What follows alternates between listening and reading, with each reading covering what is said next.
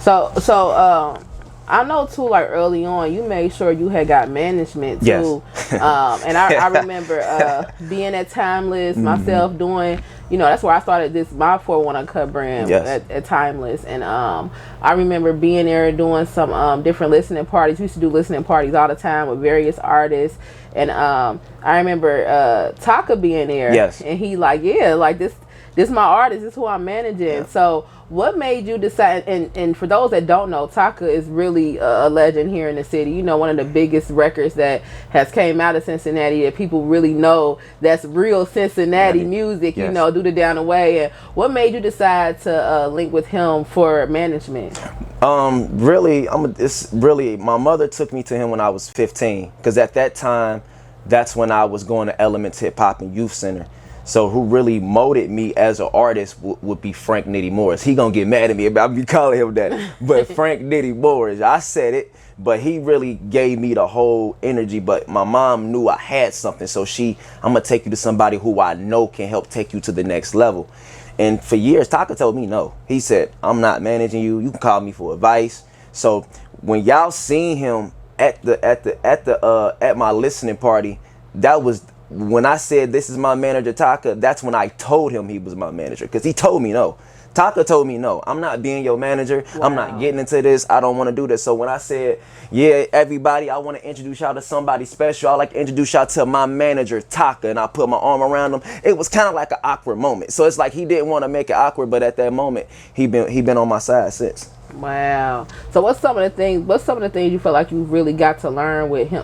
He's so seasoned in this industry. So what's some of the things you've been able to learn? Because you big on learning, not just, of course, you want to produce the music and get things out there, get in that studio and be active, but you make sure that you're a learner, you're a student first. Yes, ma'am. Really, with Taka, I call it, School of Hard Knock Talk. That's what I call it. But really, the number one thing Taka has always taught me, he at the time, he really taught me to really be okay with self. He always told me, you got to be okay with self, because the war of self, that's the greatest battle that you ever gonna fight, the war with self. Mm-hmm. So the number one thing he always instilled with me is accountability. Know what it is that you're doing. If you're gonna be doing this music, know what it is that you get into it for.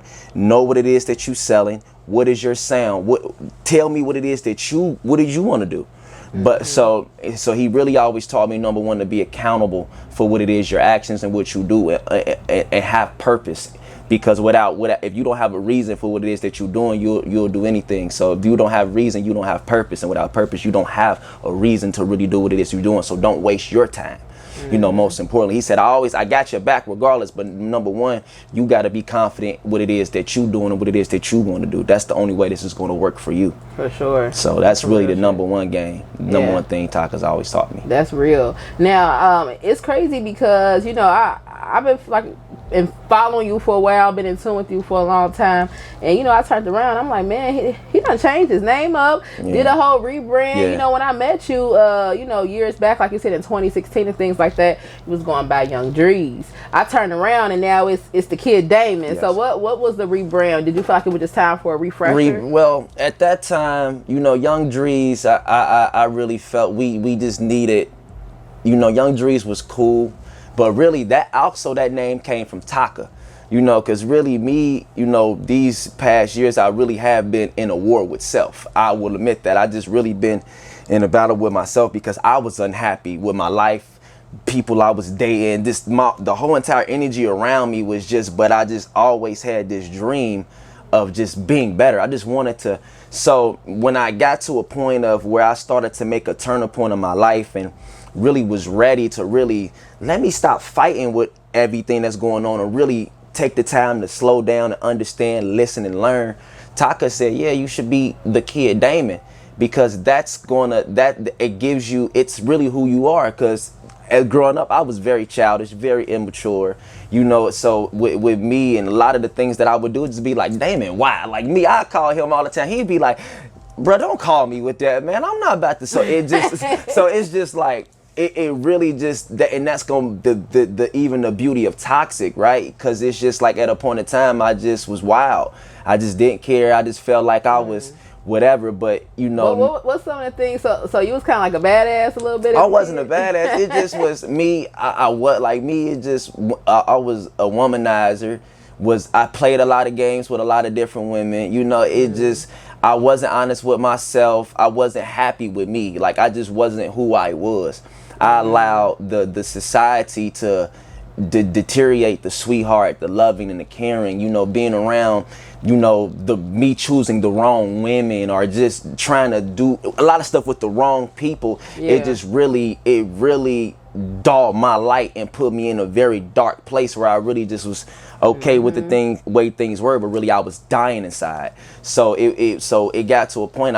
It got to a point where I eventually got to a point where I looked at myself and said, "What you gonna do?"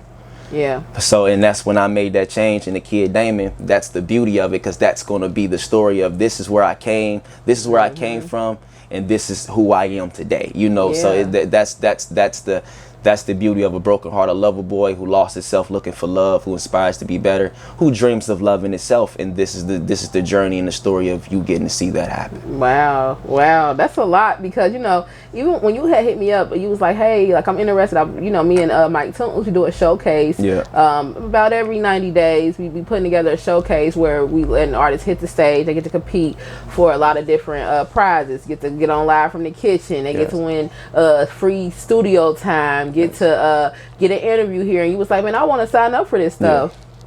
I'm like, okay, I hadn't heard from you in years. Yeah. So when I seen you and your performance was so amazing that, you know, every judge had you as a winner. And I'm like, wow, he came here and killed it. And you was by yourself. You was chilling. You came and did your thing. Did you know you was going to take home the grand prize?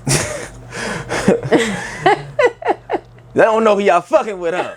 Y'all know y'all fucking with them.